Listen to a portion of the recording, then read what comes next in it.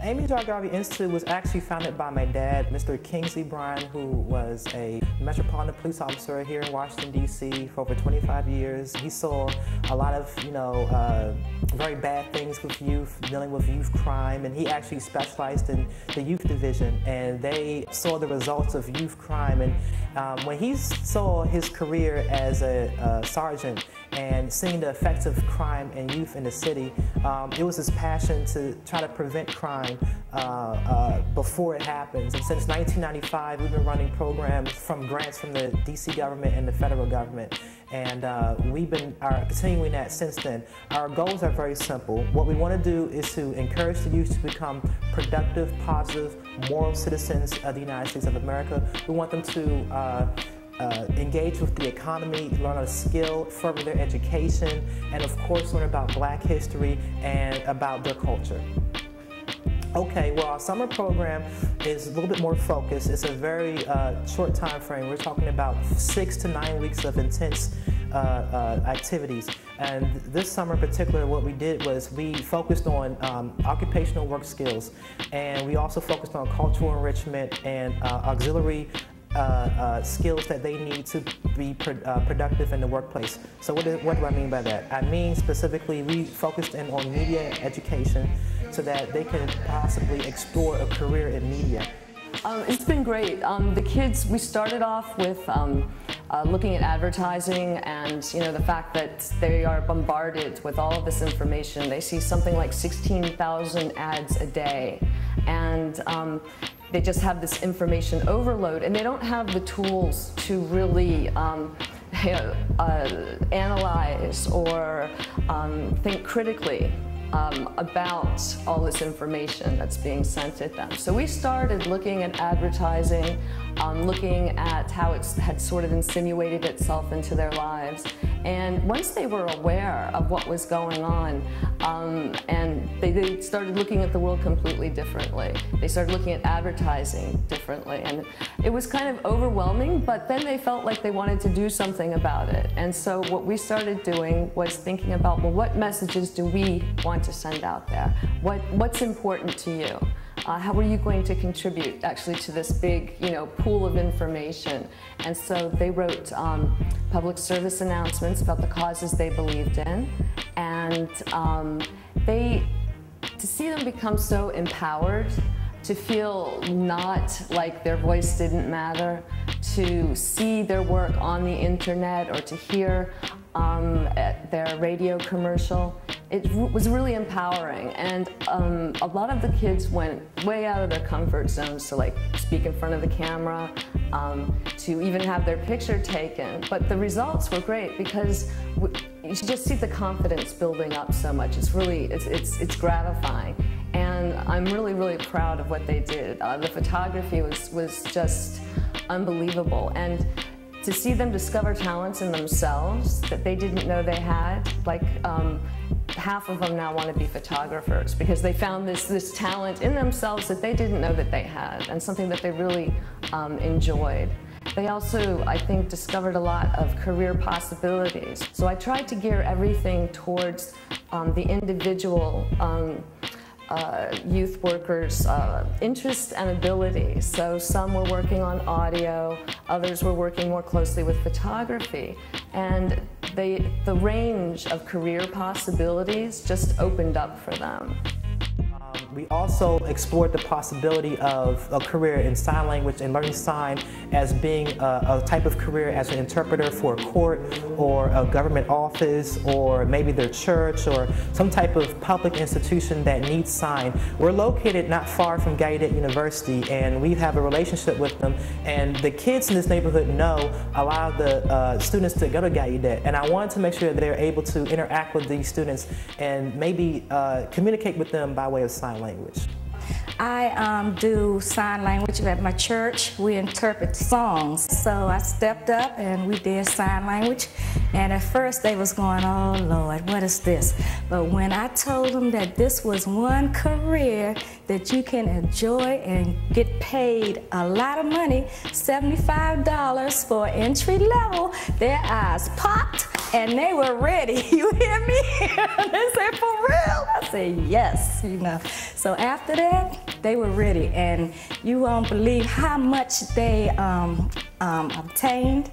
I could ask them anything that I repeated, that I taught them. And then if I'm wrong, they say, no, Miss Taliba, it's this. I say, thank you. I said, because I'm not perfect. I said, I appreciate that. And I said, and plus I know you really learning. Our year-round program is our pride and joy, because if our summer program is a test drive, if you will, our year-round program, we get much more in depth, much more involved with the students. It's a continuation really of our summer program, but more in depth. So we continue all of our activities, all of our occupational work skills, our tutoring, things like that, and our cultural enrichment, field trips, things like that. But the difference is that we are much more intense with the casework. I'll give you some examples. We're tasked with the responsibility of bringing up test scores on the CASAS training exam, and we're also tasked with the responsibility of ensuring that the youth graduate from high school and are placed in either a job or college or a career in the military or something like that, a training experience. To reach those goals, we have to take care of a holistic approach for the youth. For example, it will be difficult to get a child into a college if they have housing issues, if they have drama inside the home. It's our primary responsibility to alleviate the interpersonal conflicts of a youth's life, and therefore get them set and focused on their education so that they can continue their education. So it's twofold. Number one, focus on the immediate needs of the youth, housing, food, shelter, these types of things. And then we focus on education to ensure that they're able to continue on their education or get a job. Well, to me, it was quite shocking when I heard some kids didn't even know who Joe Biden is. Some of them had never lived in D.C. their whole lives and never been downtown to look at museums. Never heard of Nelson Mandela. Come on, man. It was shocking. That's the one word I'd say. And honestly, there's a lot of people who want to get out there and explore who just don't have the resources to. And this is the sort of thing that can help them do that. When I see a kid who, has only experienced life in their own little sphere of experience, to the first step is even wanting to be out of that sphere of experience, and to explore more and to get their hands on new equipment, new technologies. Like there was a kid who was brilliant when they put a camera in his hands. He never played with that stuff before, and he went out and took some of the most artistic photos I'd ever seen. And I'm sure he himself didn't even know he could do that. But he'd never had the opportunity. He'd never had the reason. It was like that sort of thing. That's why. I know there's a lot of charities, but take a look at this one, because it's ridiculous that there are kids in our capital city, who don't even know how many states are in the union, and that's why. I feel passionate about that. It takes a community effort. Our program is set up where we just really, a term that I like to use a lot with my kids is go hard, meaning I just go above and beyond my call of duty. I go above and beyond my 9 to 5. I work 14, 16 hours a day with my children. I work on the weekends, Saturday and Sunday. If they have to take the GED test, I'll pick them up. I'll start calling them at 6 o'clock in the morning, make sure I pick them up. We go get breakfast, get them all ready for their test. Get their test, they get in there, they pass it, we're good to go. We just, like I said, I just love to go above and beyond the call of duty for our kids, and I think it's important. When these children see that they have someone that loves them, that's all they need. It's just a little bit of love, and it makes such a big difference in their lives when they know that they have someone that has their back. We go to court for them, mediations. If we have some, like I said before, our youth who have young children, they may have to go to a TANF program to get signed up for food stamps or to get their check for the first of the month. We may have to take them up to a place called Virginia Williams to get on the homeless list. We make sure that we see them through and make sure they get these things done, because if we don't help them, who else is going to help them? Amy Jo Garvey is just a wonderful program, and I can say that I don't think that there's no other program out there like us. I think we like the best that ever did it. We go hard, like I said before, for these kids, and that's important, and they see that, and the parents see that, and the community sees that as well. And I just think that it's a wonderful cause, the things that we do.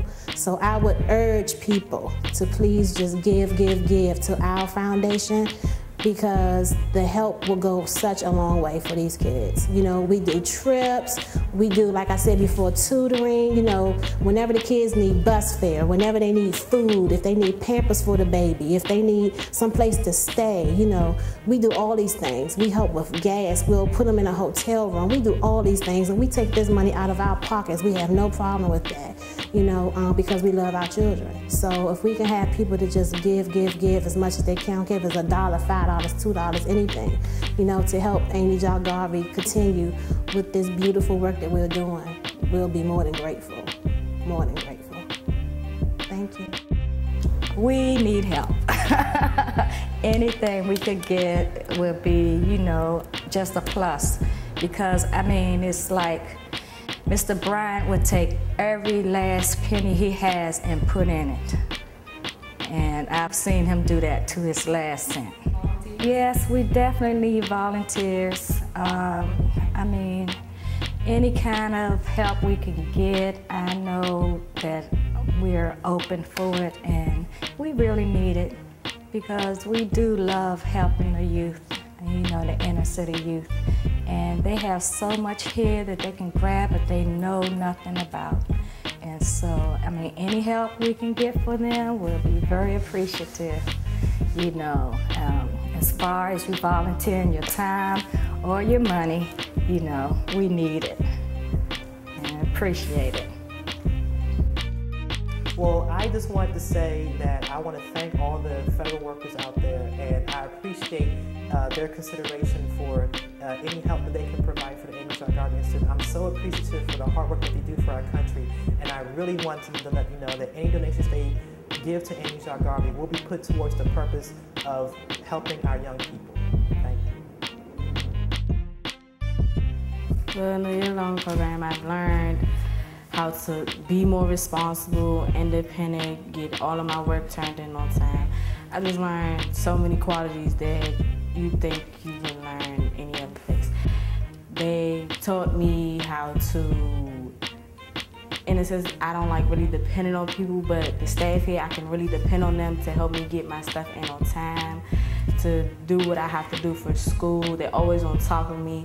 It's just a great program. And so you say you graduated from the program. So where are you now, and how has the program helped you get to where you are now?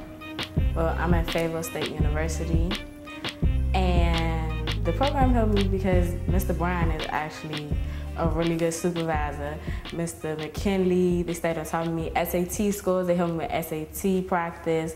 They helped me with my tutoring in school. They helped me with college applications, stayed on top of me, everything. So, and they also, when I got into school, they also periodically checked up on me, see if I needed anything, and everything like that. So they were really a lot of help. Oh, wow, that sounds like family. Is this like a second family to you? Yeah.